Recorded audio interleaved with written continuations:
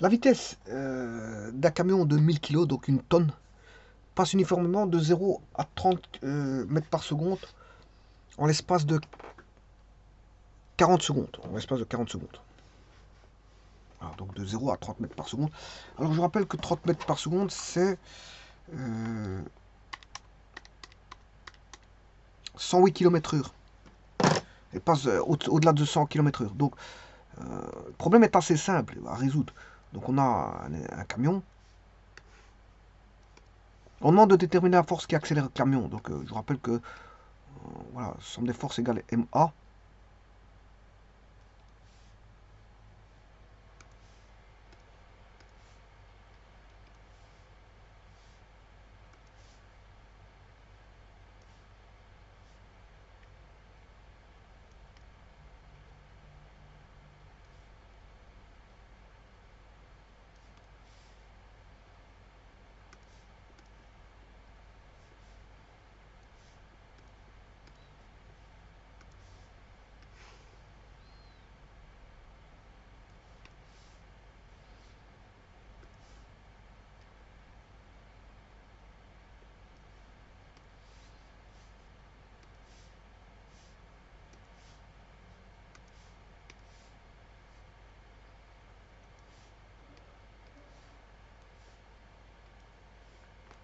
Voilà, notre camion, euh, sa masse égale une tonne. On sait bien qu'il passe le temps, il passe d'un temps T1 à un temps T2, c'est-à-dire un delta T, à 40 secondes. C'est en 40 secondes, ça se passe. Donc le delta T vaut 40 secondes. Et là, il va passer de l'arrêt à 30 mètres par seconde.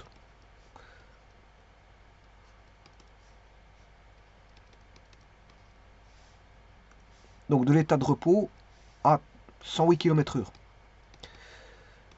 Voilà, on demande de déterminer quelle est la force qu'il doit faire, qu'il doit engendrer pour avoir ça. Pour avoir communiqué en 40 secondes une accélération qui va faire passer la vitesse voilà, de l'arrêt à 30 mètres par seconde, sachant qu'il y a un repère 1D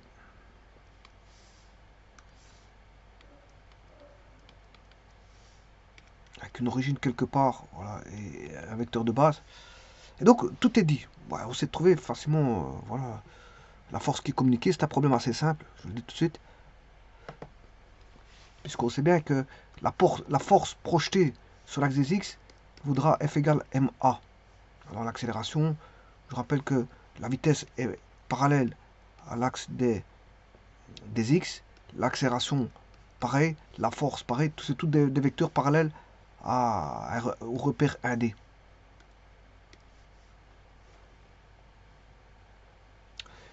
Et donc le A, on sait le trouver puisqu'on connaît le delta T qui vaut 40 mètres par seconde et on connaît le delta V qui est égal à 30 mètres par seconde. Je m'excuse, c'est 40 secondes, pas 40 mètres par seconde. C'est un temps. Un temps, c'est en secondes.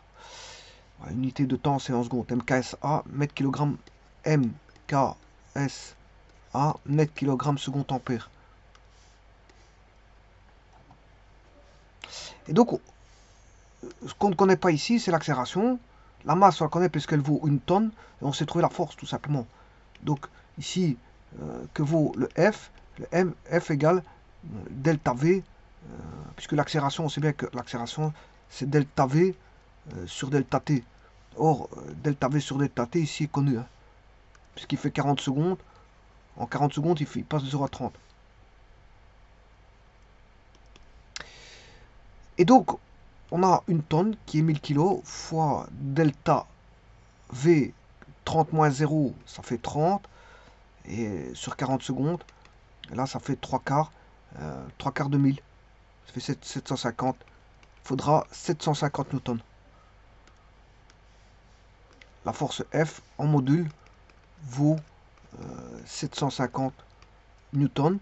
Et avec 750 newtons, mais vous pouvez faire passer, je veux dire, le camion d'une tonne de 0 à 30 mètres par seconde en 40 secondes. En l'espace de 40 secondes, il faudra 750 newtons. Bon, c'est une petite force de rien du tout.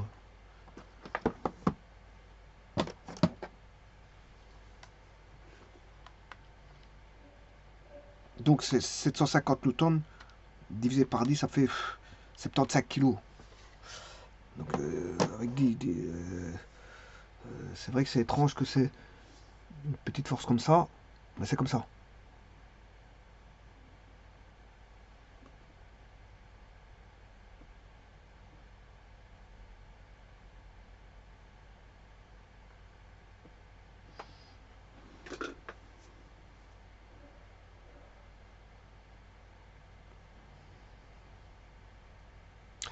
Le temps, il est long aussi. Hein. Le temps, il est long. 40 secondes, c'est long. On ne demande pas de faire ça tout de suite. Hein. C'est du fait que c'est fait par rapport à un temps long. 40 secondes, c'est long. Parce que maintenant, si je mettais en 10 secondes, 1000 kilos fois... En fait, c'est pas un gros camion. Une tonne, c'est comme une voiture. On va dire c'est comme une petite voiture. Il y a des voitures qui font... Les voitures font une tonne et demie, 1200 kilos, 1300 kilos, 1400, voire 900 kilos pour les voitures. Voilà, il y a toutes sortes de masses. Quand la voiture est non chargée, bien sûr, fois 30 divisé par 10. Ah, ah 1030 divisé par 40 secondes. Voilà, 750 newtons. Mais si je mets 10 secondes, 1000 fois 30 divisé par 10, là ça fait 3000 newtons. Voilà, ce qui fait 300 kilos. Euh,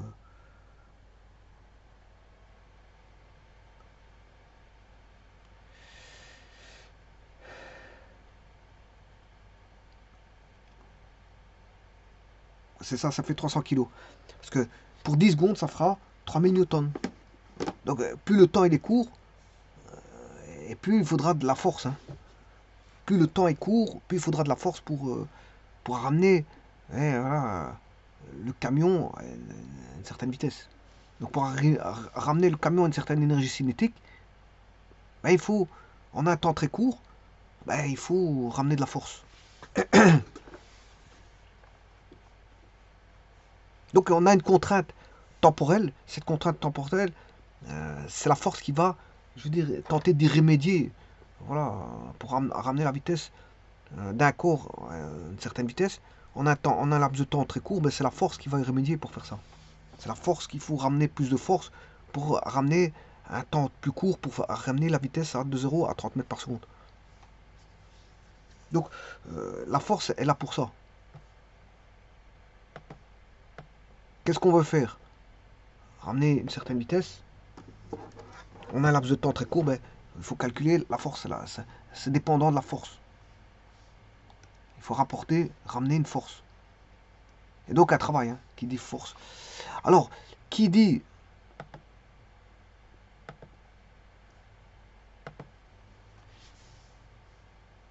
force, dit travail de force. Qui dit travail de force, bah ici il va se mettre en mouvement, le véhicule, on a de l'énergie cinétique. Mais on a aussi de la quantité de mouvement, P est égal à mv. Parce qu'on a une vitesse, on a, voilà, vous voyez toutes les grandeurs qui vont animer euh, le mobile ici, qui est un camion ou une voiture, peu importe. P est égal à mv. On a un travail, donc le travail c'est une force fois un déplacement, voire une masse fois une accélération fois un déplacement.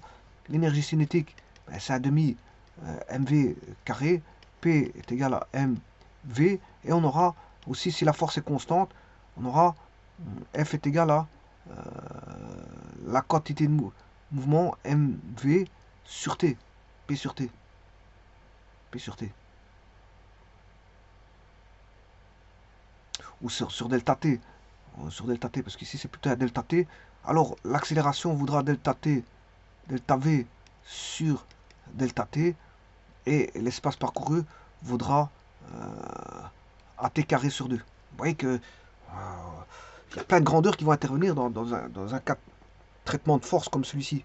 Dans une force sur un mobile, voilà, vous voyez, il y a pas mal de vecteurs qui vont apparaître, des distances, des vitesses, des masses, une masse, parce qu'il y a une masse qui est là, en présence, une masse. Voilà, donc la force va communiquer à un corps de masse M une accélération sur une distance donnée par rapport à une accélération donnée et un espace donné, et une distance donnée.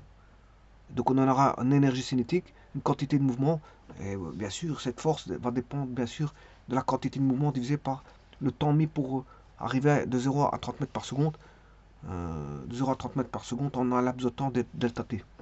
Donc vous voyez qu'il y a pas mal de relations qui existent, rien qu'avec une force qui entraîne un corps.